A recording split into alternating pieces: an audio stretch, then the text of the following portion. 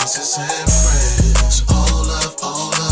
When you talk to me, it's all love. It's princess and friends. All love, good vibes. Shout out to my girls and my guys. It's princess and friends. All love.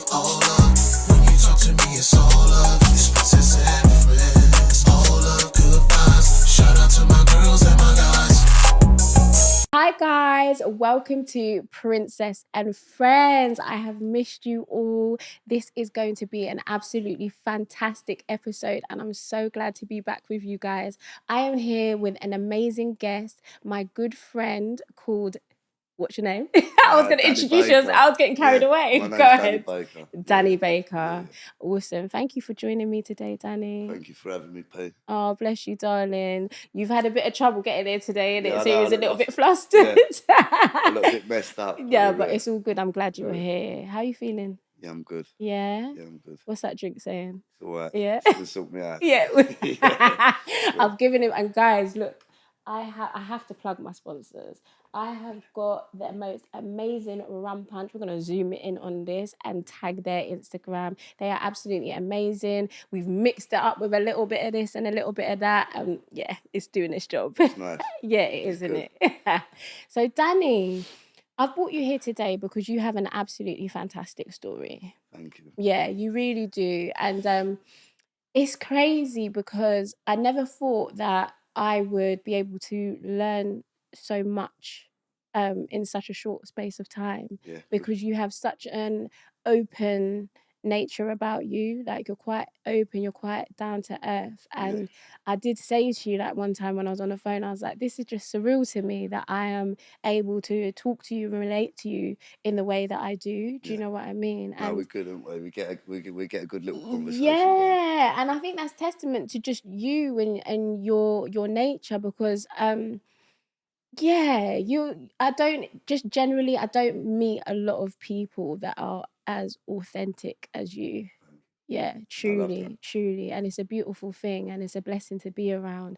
But do you want to tell people a little bit about you? I know so much and I really want to blurt it all out, but I want to give you an opportunity to tell people, to blurt it. I want to give you an opportunity to talk about yourself and your journey and start with the bits that you feel are most important. So, am I looking? I'm just carrying on. Look at me, darling. Look at me. So who are you? So I am, in my eyes, I feel like I'm someone that just lived in the dark for a long time and see that little bit of light. And once I saw it, I just hammered it and I reached it. And to everyone else, I think I'm more of a transgender man. Right. So it's just it's perspective. It's how you look at my story. But I feel like I've been through a lot. I've made a transition. In more ways than one, right? Yeah. And for me, it's not so much, I am trans. I was born female. My name was Sarah Baker. It's crazy. I That before. I don't know. I just let it out. I just run it out. There's that fucking drink. I would have been on there 2 minutes. That's crazy. Because I know you as Danny. Like, you're Danny. Like, I would never have known. I never have known. There's no indication at all. But when you say, so you say I was born a female with a lot of ease. And one thing I really enjoy about you is that I've had a lot of questions about trans people for a long time. And I just haven't felt comfortable enough. And when I say comfortable, I mean I really don't want to offend anybody. I really don't. To start conversations. Some people are a bit touchy. But to be honest with you, P, if you want to talk about something, you address it how you want to address it, because I'm not one of them people that's like, you're not. I'm not, but there is people that are. There is people that are. And for me, it's like just be you and be authentic to you, and because you're not a rude person. You're not a rude person. To be, yeah. I think you're amazing at with how you speak to people, I think the guideline is thrown out from these trans people or whatever. There should be no guidelines. There shouldn't be nowhere to check where to step. You get what I mean? But people are a bit, softer with it.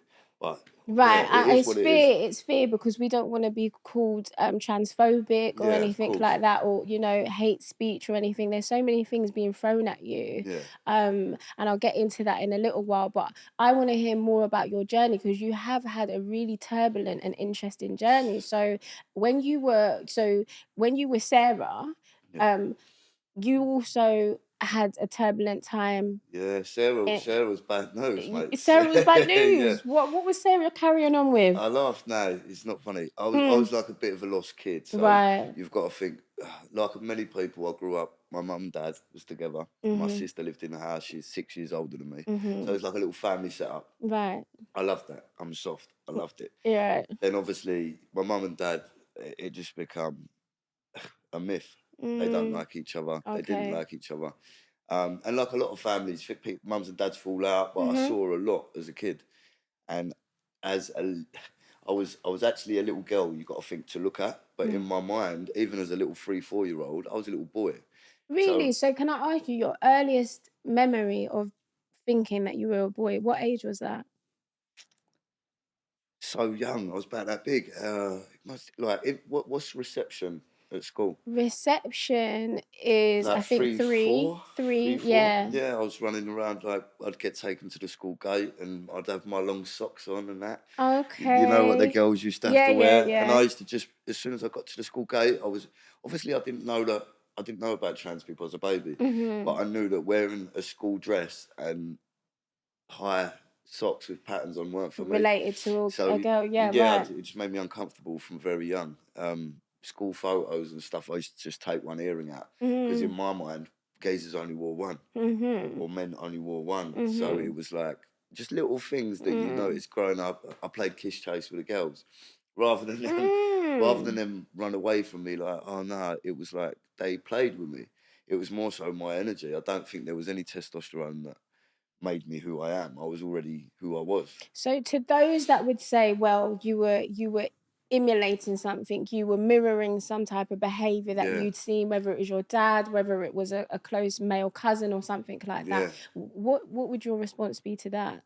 It was a little bit like that, and people say it's like you could get mollycoddled, or people can push things onto you. Nothing was pushed onto me. My mum and dad was too busy indulging in whatever they was doing and trying to survive through their struggle. Right. So it weren't that for me. It was just literally me finding my way as a youngster.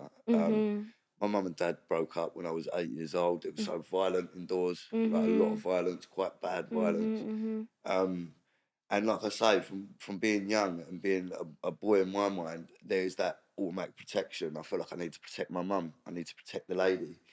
And it made me frustrated because I couldn't do anything. I couldn't help her. I would just hear her screaming and crying, and sometimes she wouldn't scream and cry. It would be silence, but I'd hear the thuds. And for someone that's like me, even now, all I want to do is help people. So I was like that when I was young. It's my nature. So when you're that young and you put your cape on and you realise you can't actually do nothing, it becomes frustrating. And that's where the story started. So. Right. So what I'd ask you then is, do you think that the violence in the home had something to do with you kind of wanting to be that protector? Yeah. Right. It made me very. It gave me that hero role in the real world. I wanted to, if I was at school getting older, if I saw somebody getting bullied, I'd start bullying the bullies. Right, I feel that. Yeah, I can relate. Do you know what I mean? Though? Yeah. So it was like I become this masculine energy from quite young. Right. It was just a bit of a minefield. My childhood. I was very violent. I was a little fucker. Sorry to swear, but I was, and I was lost. And then when my mum and dad broke up, my mum had to carry on doing her 7 till 7 job, like 7 in the morning till 7 at night. So she left at 6:30 in the morning. And there's an 8-year-old in the house on its own from 6:30 in the morning till 6:30 at night, or 7:30 when she'd get in. That's a long time for a child, an 8-year-old, to be on their own. It is, yeah, an incredibly long time. I'm not knocking my mum. She was surviving. My mum's she's a belter. She done what she had to do, and I went without. And rather than stamping and screaming and performing where like I want this and I want that and you're not here for me. I just thought my mummy's getting it. Like I thought she's trying, and I didn't want to add to the weight on her shoulders. So again, I become compressed. Right.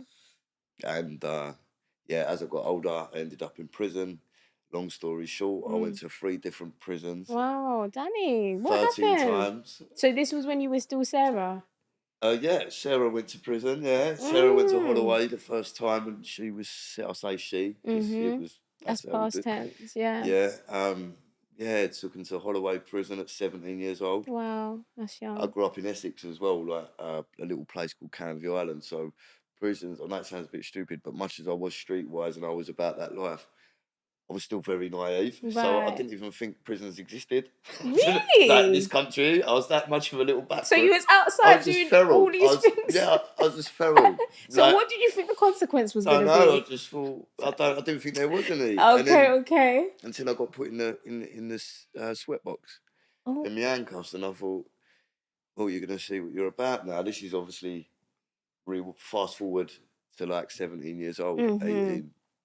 Ended up in prison. My mum actually had a breakdown before that. Oh, sorry to hear. That's right. She just couldn't take no more of, trying to survive and do the jobs and cook and clean and bring the food in and be a mum and, So she was a single parent at this stage. They had separated. Yeah. Right. And she had to do everything. And I weren't an easy kid. And neither was my sister. Right. And it's not easy for you women, you parents. No, it's not. Hard at it, No, especially when you get mentally... abused or physically abused. It's not on. But yeah, so I went to prison. My mum had a breakdown, locked up the flat before I went to prison. And I ended up selling drugs, getting big amounts of drugs dropped to me. At a very young age of 15 years old, I was getting like half keys dropped to me. Cocaine. Which is, to some of these people watching, they're probably thinking, who done that? But I'm not going to even mention anyone's name. But if I said to you in your ear, this one, you'd know they work because they've all been on the news. Right. Like they're not, not them kind of people. But yeah, I had to find my way through this turbulence. 13 times in prison. Didn't know where my mum was for a long time. 13 times. So what do you mean you didn't know where your mum was? So she obviously I started playing up. Like I said, I was compressed, frustrated. Years go by, I started fighting with all the boys, selling drugs. My mum couldn't handle it. She sort of, in my eyes, lost her role as a mother. I feel you. It happens. Not because she wasn't a mother, because to this she day was disempowered because you weren't listening. Yeah. Right. So we disconnected, and then I just turned into a wild child. And what did you need? Love, attention. I say it with my chest. I know what I want. I still, even now, relationships and things, but we'll talk about that later. Yeah, all right. Yeah, we're going to talk about that in part 2. Yeah, but yeah, it's quite deep. So I went home one day, went to the flat, couldn't get in. Like a big fire door, couldn't get in. Looked through the letterbox, there was nothing in the whole flat, apart from the sofas. What age was this? About 17. So your mum ran gone. 16, she said, I've had enough. Said, I'm out of here. I'm out of it, yeah. Really? But to be honest, I was a terrorist. Was there a tipping point? She'd been through so much. We're going to indulge a little bit later into who my grandparents were. Right. And where we all sort of evolved from. And it all started with my grandparents. My mum was Can we touch on that a little bit now? Yeah. So who are your grandparents? What was the situation with them? Did you grow up with them? Did you know them at the time? So yeah, I've always known my grandparents. I didn't so much call me granddad. Okay. But in my eyes, as a little kid, that's who I knew him as. Right. Growing up, when we was young, we used to spend a lot of time at my nan's house, as a big family, and then it just stopped dead. And then I start asking questions. I'm the one that asks questions and will not fucking give it up until I know what's going on. I'm like that. Yeah, I feel you. And even as a youngster. And then, so long story short, my granddad owned all the brothels in West London. Yeah, he owned 90% of them. Wow. My nan was a working girl, a dancer. We'll say a dancer. We'll call it that just to be respectful. But yeah, so my nan was a dancer. my granddad owned all the brothels, and my nan worked for my granddad. Okay. That's how my mum was conceived. Also, my uncle. So I've got two uncles, an auntie. My mum and my uncle. I'm not going to say his name. No, you don't need to. Yeah, names don't need to be. Yeah. So they was conceived by them two, and then my nan carried on, like left that party, Okay. and went and had children with someone else. Okay.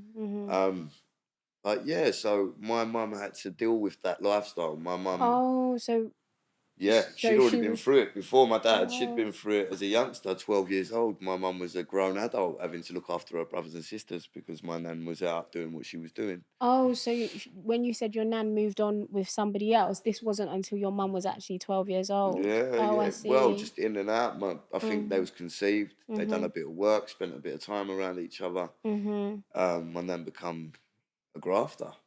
A very smart lady, very beautiful lady. She was aware of her beauty. She was aware of the, her surroundings. And back then, this is like the craze days. My nan met the craze. What? Working at a petrol pump. People that are listening, probably like your mum and dad or someone, your grandparents. Back in the day, my nan started off working at a petrol station. Okay. And back in the day, they used to employ, good-looking women to stand at the pumps and pump it in. Oh, I know what you're talking about. Bring the business in and all the, the businessmen and that. And that's how it sort of occurred. My nan ended up in Holloway prison for fraud, for doing their books. Oh my God. True story. So your True nan story. was actually in prison as well. My nan was in the cell next to Myra Hindley. Oh my God! It gets deeper. This is crazy. Yeah, I'll bring my nanny and sit on the sofa. Bring your nan. Bring nanny down here. Trust me. She'd love it. She'd be in her element. Oh, would nanny come? Do you know what she might do? She probably. I would love to have nanny on this sofa, but no, she could have all the drinks. Like honestly, we will hook up all the way up. She even now she's like 83. It's quite a sad story. None of my whole family talk to her. She's gone like 40 years without any of them going to see her. That's sad. So yeah, and I'm going to speak about these things, and my family might not hear it or agree with it, but this is my story and this is my perspective. Right. And me and my nan are actually quite close. That's beautiful. I can't turn my back on her. I don't care what she's sort of done or why she's done it. She's done it for a reason. And it's a different era. How can we judge in this era when we weren't in that era? No, now a lot of other things are going on. A lot of the people are doing a lot of other things that can be frowned on. Do you know what I mean? In a different type of way. Do you know what I mean? So from what I'm hearing, there's been a lot of trauma throughout your family and inflicted mainly by men. Yeah. So disrespectful men that have no respect for women. Right. Look at women like a pound note. Right. And that's something I don't do. And it's quite funny, really, because when I get with women, not going to jump ship, but when I get in relationships with women, because the way I speak, my mannerisms and things like that, I can come across, they say, oh, like, I feel like you're a bit dodgy, like, you've got more than one woman in your life. And I'm like, do you know what? Couldn't be further from the truth. That's not you. Because what I've been through and what I've seen my mum go through, my nan go through. And, I just wouldn't treat a woman like it. Yeah, you. I'm not upset, by the way. No, you don't sound. You don't sound like it. No, you don't sound like it, but you sound like those. Look, we all have values and principles, no matter what they are, and you sound like yours are firmly rooted in respect, having a respect for women. Well, yeah, I've got a lot of belief in women. I'm a bit not needy to women. I see you lot as powerful women. Powerful, because I was going to say, do you see women as vulnerable? I do. Some women, same as I do some men. Okay. But I don't look at you and think, oh, you're a vulnerable woman. Right. I look at you and think, wow, look at you, like you, Pig, like, come on. Anyone that meets you, no, I'm not just saying it, but you have got this aura around you, this energy, and you're strong. Come on, man. Cheers to that, Danny. That's true. Beautiful. Thank you. You get so up, much, you do what you do, you work. Oh, bless you, sweetie. You give people your time and to tell their stories, and I think that's a powerful thing. It's Princess and Friends.